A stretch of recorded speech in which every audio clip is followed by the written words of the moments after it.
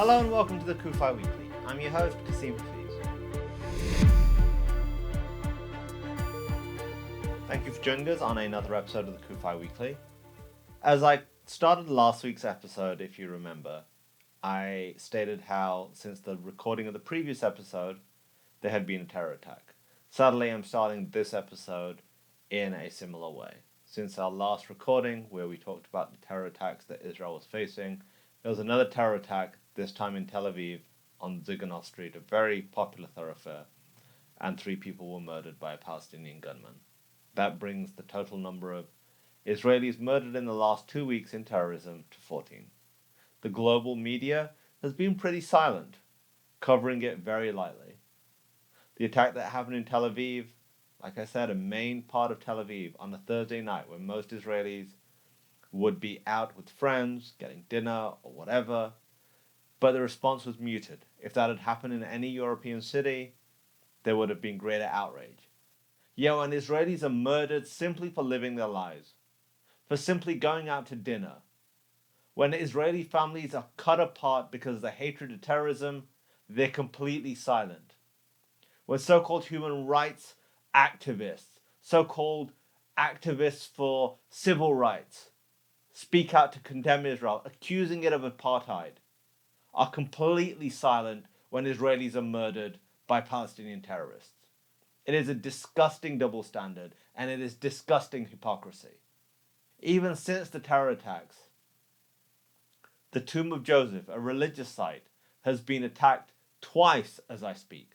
Vandalized twice. A religious site. Yet are you hearing about it? Is world media covering it? Is anyone outraged? No. Terror attacks are continually ongoing. There have been attempted stabbings. There have been attempts to attack border policemen. It is happening on an almost daily basis. Would it be too simplistic to suggest simply because here is a state with a Jewish identity which refuses to be at the mercy of others, like the Jewish people sadly have for thousands of years, that is why it is the object of derision and hatred? I'd like to suggest that it would be too simplistic, but sadly it seems to be the only answer. But anytime Israel acts to defend itself, there is noise coming from every facet of society. From the entertainment world, to the sports world, to the political world, everybody seems to have an opinion and everyone seems to want to demonize Israel. But those same people cannot bring themselves to condemn the murder of Israeli civilians. They can't bring themselves to condemn the Palestinians in Gaza, in the Lebanese refugee camps, in the Palestinian Authority, who were celebrating the murder of Israeli civilians by handing out sweets, by holding parades. They seem to be blind to that. They can't bring themselves to condemn when Jewish holy sites are attacked and vandalized. And to the supporters of Israel, especially the Christian supporters of Israel, let me ask you a question and let me ask you to ponder something for 1 second.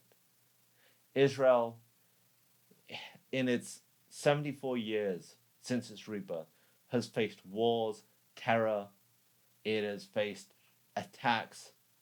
Today, Hezbollah, Iran, Hamas, Islamic Jihad, the Palestinian Authority, all talk about destroying Israel in one form or another, wiping it from the map, murdering all Israelis.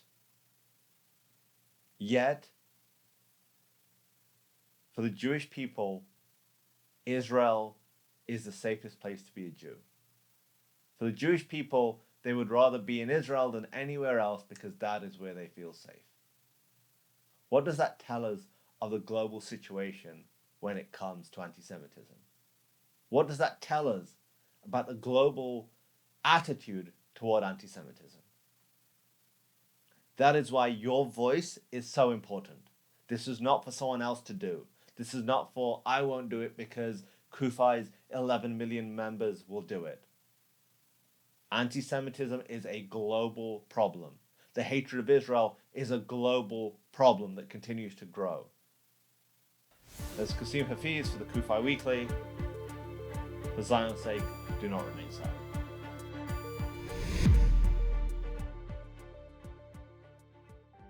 Thanks for checking out today's episode of CUFI Weekly. If you enjoyed this episode and want to stay up to date with the latest news from the Middle East along with topics involving US-Israel relations, please be sure to like and subscribe. And remember to click that notification button so that you are notified every time a new show is uploaded.